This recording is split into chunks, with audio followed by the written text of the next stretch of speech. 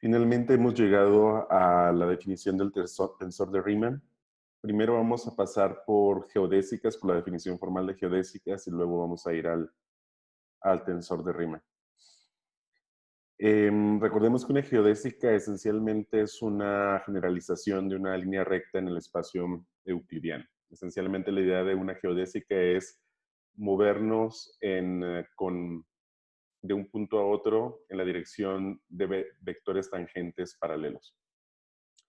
Y en ese sentido, si recordamos la definición que dimos antes de movimiento paralelo en las láminas anteriores, ahora tenemos que imaginar que lo que queremos transportar de un punto P a un punto Q es el propio vector tangente a la curva, o sea, de x mu en de lambda.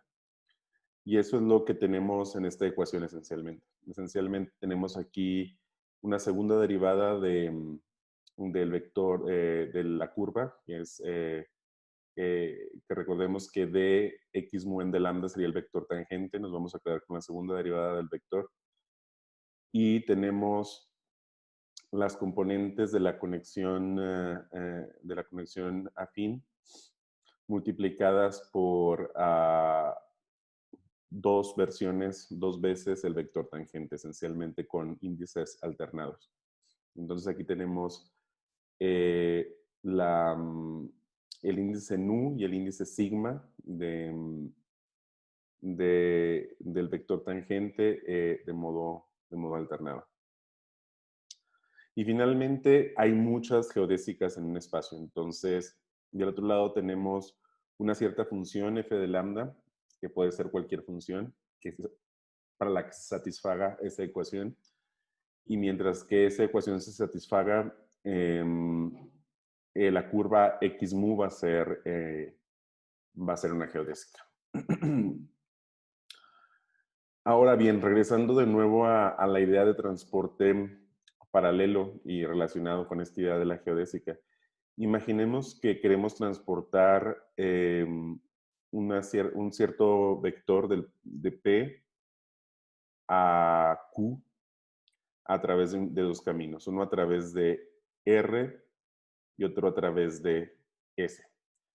Con todas las definiciones que hemos visto antes, nos vamos a dar cuenta de que en ambos casos se va a tratar primero, cuando vamos de P a R, vamos a tener algo que es proporcional a la derivada covariante en la dirección x1, de la curva x1.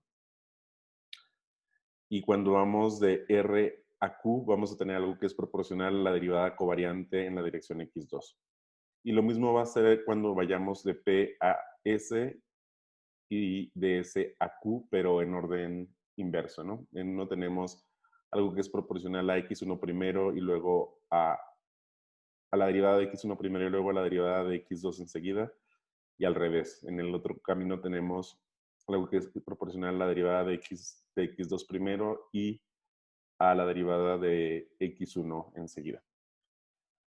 Y eso lo podemos expresar con un conmutador. En general nos vamos a dar cuenta de que tomando primero una derivada covariante y luego la siguiente primero, no es lo mismo que tomarlas en el orden inverso. En general no va a conmutar la operación.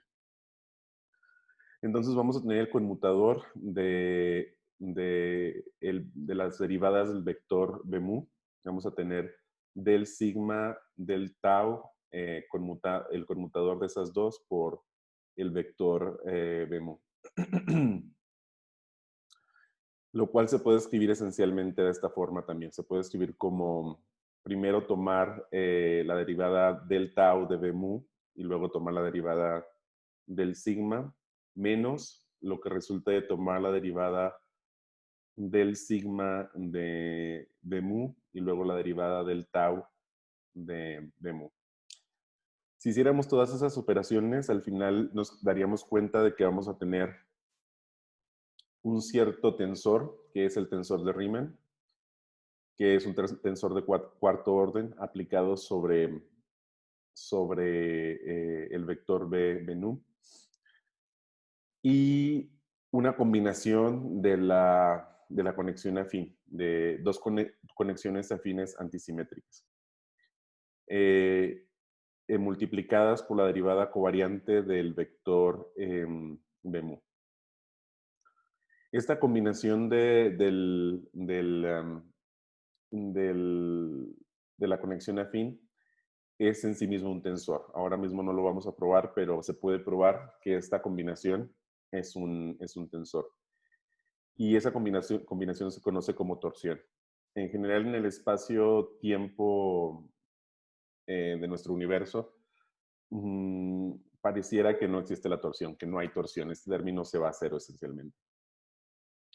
Sin embargo, hay teorías, incluso teorías alternativas de gravedad, por ejemplo, que postulan que la existencia de torsión. En relatividad general, como decía, eso se va a cero, pero bueno, hay multitud de teorías donde ese término puede ser distinto de cero. Bueno, pero quedándonos con el tensor de Riemann, al final el tensor de Riemann va a ser un tensor de rango 4 que va a estar dado por estas combinaciones de la conexión afín. Como vemos, la conexión afín de nuevo nos permite definir completamente el tensor de Riemann. Y bueno, recordemos que el tensor de Riemann esencialmente lo que mide es la curvatura. O sea, lo que estamos haciendo en este proceso de ir, como habíamos dicho antes, lo que hacemos en este proceso de tomar el transporte paralelo de un vector a través de dos caminos, en cierto modo, es medir la curvatura de una región del espacio-tiempo. Entonces decimos que es un tensor de rango 4, por lo tanto debe tener 256 componentes, pero nos damos cuenta inmediatamente de que hay diversas simetrías en el tensor. La primera de ellas es que el índice sigma y el índice tau son antisimétricos, un cual reduce el número de términos independientes. Después de eso nos quedamos con 80 términos independientes. Y si consideramos además que la conexión afín sea una conexión métrica, como lo vamos a ver después, al final nos quedamos con 20 componentes independientes solamente, los cuales son todavía muchos, pero es más manejable, evidentemente. Pero a final de cuentas, en general no vamos a usar el tensor de Riemann. El tensor de Riemann, vamos a usar una contracción del tensor de Riemann que se conoce como el tensor de Ricci, que está dado por esta expresión.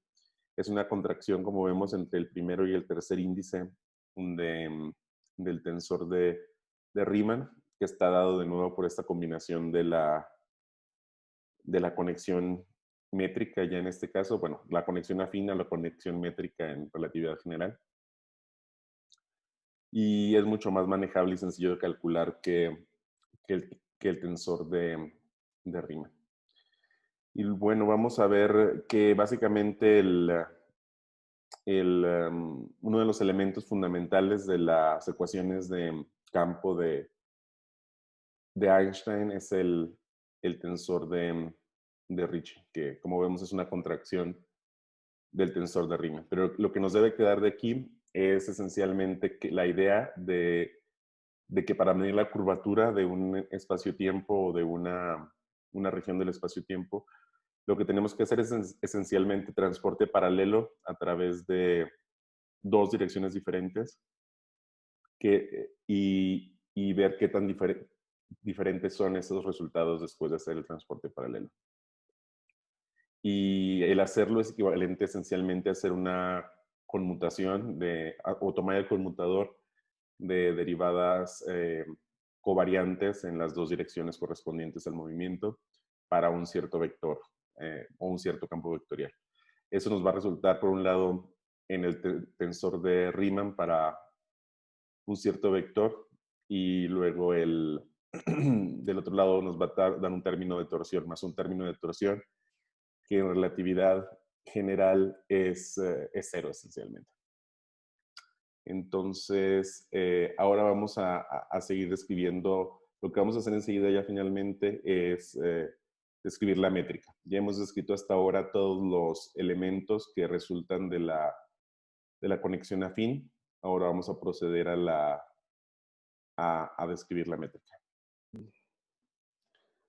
Como decíamos, hay dos estructuras fundamentales para entender la relatividad general en una variedad diferenciable, para que una variedad diferenciable tenga las propiedades de un espacio-tiempo. Una de ellas es la conexión afín, que ya vimos, y la otra es el tensor métrico o la métrica. El tensor métrico es lo que nos permite definir la noción de distancia. Entonces, directamente, la distancia queda definida, el elemento de distancia queda definido como una combinación del tensor métrico con elementos diferenciales de una trayectoria, de una curva. En general, esta es la forma diferencial, digamos, de la definición de distancia. Si queremos encontrar la distancia de un punto P a un punto Q sobre una curva S, básicamente tenemos que integrar de P a Q la derivada de S con respecto a lambda, donde lambda es un parámetro de la curva con el que hemos parametrizado la curva. Y eso va a ser equivalente a esta expresión de aquí, a la integración de las derivadas de la derivada de posición y el tensor métrico, básicamente.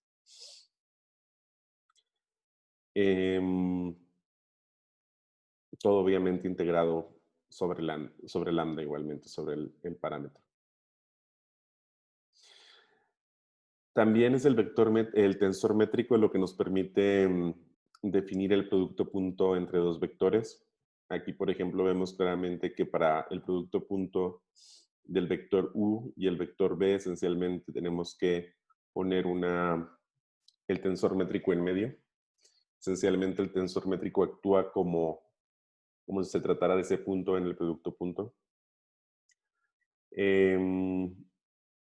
Y para definir, por la misma razón, para definir la longitud de un vector, también podemos usar el tensor métrico, lo mismo que hacemos en el cálculo vectorial usual. Igual, si queremos encontrar el ángulo entre dos vectores, también podemos usar el tensor métrico tal cual lo usamos tal como usamos el producto el producto punto de dos vectores en el cálculo vectorial usual, así como lo vemos en esta expresión. Ahora, lo que ocurre en este caso es que en muchos casos la estructura de la métrica de un cierto espacio es tal que a veces no nos da un resultado real, digamos, tanto los ángulos como las dimensiones pueden darnos un resultado negativo, por ejemplo, para la dimensión de un vector o imaginario para un ángulo, por ejemplo. Lo cual es normal dependiendo de la métrica con la que estamos trabajando. Pero en general formalmente se pueden hacer las mismas definiciones que hacemos digamos, en el espacio euclidiano. De la misma forma, una cosa interesante es que el tensor métrico lo podemos usar para bajar cualquier índice, en el sentido de que, por ejemplo, este vector u, que tiene un índice, un superíndice mu, al combinarlo con el tensor métrico lo podemos pasar a tener un subíndice, o sea, lo podemos pasar de ser un vector a ser una unoforma. Y en este sentido, el tensor métrico le asigna a todo vector su correspondiente unoforma. Y otra cosa que es importante es que el tensor métrico no va a ser singular, sino que va a tener inversa. Y eso es muy importante porque si no hubiera inversa, no habría una forma de convertir la correspondiente unoforma de nuevo a su correspondiente vector. Y sería realmente un espacio extraño en ese caso. Entonces, del mismo modo que baja índices, también sube índices el tensor métrico. Así que si tenemos una unoforma omega nu, aplicando el tensor métrico, básicamente la convertimos en en su correspondiente vector. Entonces, en ese sentido podría parecer que realmente no hay una distinción clara, tajante, entre vectores y unoformas. También esa es la razón por la que se conocen también como vectores covariantes y contravariantes. Sin embargo, depende mucho, como vimos antes, de las propiedades intrínsecas de cada uno de los vectores o unoformas con los que estemos trabajando, porque realmente resultan, como vimos antes, de hacer cosas diferentes. Como si recordamos, un vector, por ejemplo, el prototipo es el vector tangente. Y, y mientras que el prototipo de una unoforma es un gradiente. Entonces vemos que en realidad son dos cosas diferentes, relacionadas, pero diferentes. Pero en cualquier caso, con el tensor métrico, una vez que tenemos una métrica, podemos convertir o transformar unoformas a vectores y viceversa. Y podemos esencialmente tener una noción de distancia, podemos tener un producto punto, podemos tener una noción del tamaño de un vector, la magnitud de un vector, y podemos tener la noción de ángulo entre vectores. O sea, básicamente le hemos puesto a nuestro espacio las nociones de distancia y ángulo, que es lo que hace una métrica en general. Y si vemos esta ecuación de aquí, pues en general es una generalización, digamos, del teorema de Pitágoras, esencialmente. Y bueno, eso es lo que hace una métrica. Y ahora vamos a pasar a la conexión métrica para finalmente arribar a las estructuras fundamentales del espacio-tiempo dentro de la relatividad general. Una vez que tenemos definida la métrica, podemos definir ahora la conexión métrica. Ahora, la métrica nos da una estructura de distancias y de ángulos en nuestro espacio-tiempo. Entonces, ahora podemos exigir que cualquiera de los vectores que estén definidos en un punto sobre una curva, al ser transportados paralelamente, mantengan el ángulo entre ellos y sus magnitudes relativas, sus magnitudes respectivas. Esto en general lo podemos expresar de esta forma, diciendo que el producto de esos dos vectores, el producto que sabemos que debe llevar el tensor métrico para poder llevar a cabo el producto, como lo vimos en la lámina anterior, su derivada covariante sea igual a 0. Pero ahora, ¿qué pasa si multiplicamos esta expresión por un vector tangente a la curva, este vector u que tenemos al principio? Bueno, primero, la parte de la derivada covariante la podemos escribir de esta forma, utilizando la regla de diferenciación de Leibniz que sigue aplicando. Esencialmente, tomamos las derivadas de cada uno de los términos, manteniendo constantes los demás, y sumamos todos los resultados. Pero ahora nos damos cuenta de que cuando tomamos la derivada covariante de cada uno de los vectores individuales y después al multiplicar por el vector tangente, estas expresiones se van a volver cero, se van a eliminar. Por el hecho de que vamos a tener dos vectores perpendiculares esencialmente. Ahora, al final nos va a quedar una expresión de este tipo, donde la única parte que nos queda es la derivada covariante del tensor métrico.